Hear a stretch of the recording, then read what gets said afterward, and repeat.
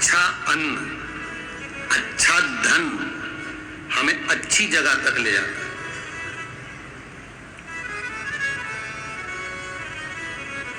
कभी कभी किसी के पांव की चप्पल पड़ी हुई थी, तुम्हारी चली गई मंदिर में से, तुम दूसरे की पहन गए।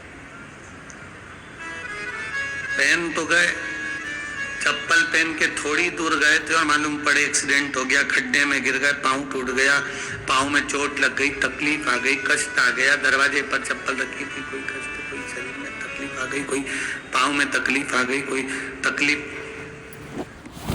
कोई कष्ट आ गया, कोई तकलीफ आ गई। अब आप विचार कर रहे हो मैंने तो कभी किसी का बुरा करा ही नहीं,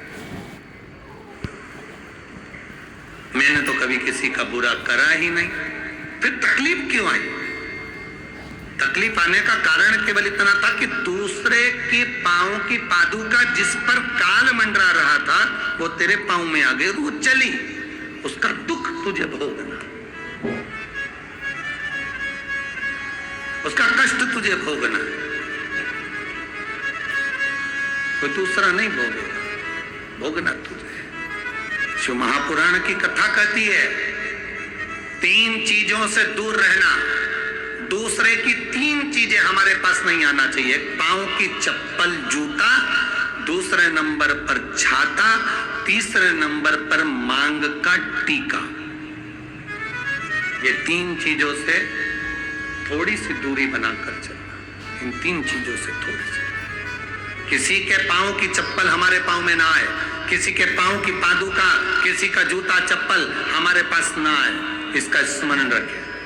किसी का छाते की छांव में आप बैठे मना नहीं है, छत्र की छांव में बैठे मना नहीं है, किसी के छाते की छांव में चले मना नहीं है, पर किसी का छाता, किसी का छत्र अगर बारिश में, गर्मी में तुम्हारे घर पर आ भी गया है तो बहुत दिन तक तुम्हारे घर में नहीं रहना चाहिए, वो छत्र तुम्हें वापिस कर आना चाहिए। किसी का छत्र, किसी की पादुका और किसी का मांग का टीका अगर तुम्हारे मांग में आ गया है तो उसको कहीं ना कहीं आपको रखना चाहिए, उसको हमें धारण नहीं करना।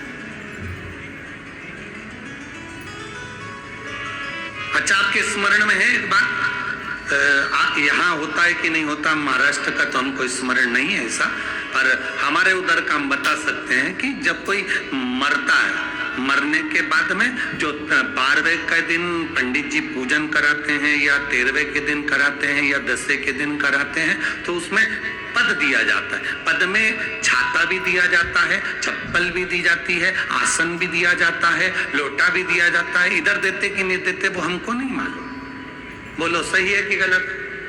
उसमें चप्पल और छाता ये बहुत जरूरी होता है। क्यों? क्योंकि इसमें काल होता है व्यक्ति का, वो काल चला जाए।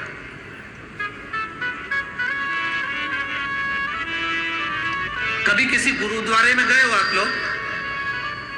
अरे जम के तो बोलो। कभी किसी गुरुद्वारे में दर्शन करने के लिए गए हो?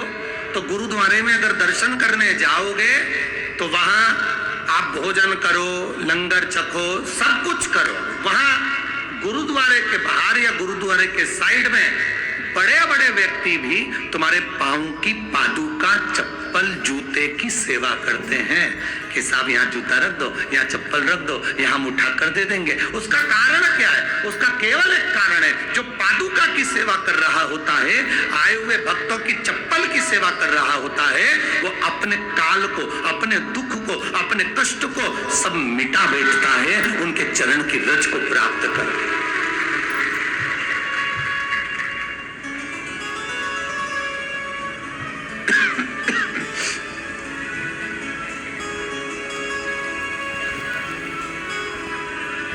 एक छाता, चप्पल, मांग का टीका, ये इसमें काल की समावेशता है।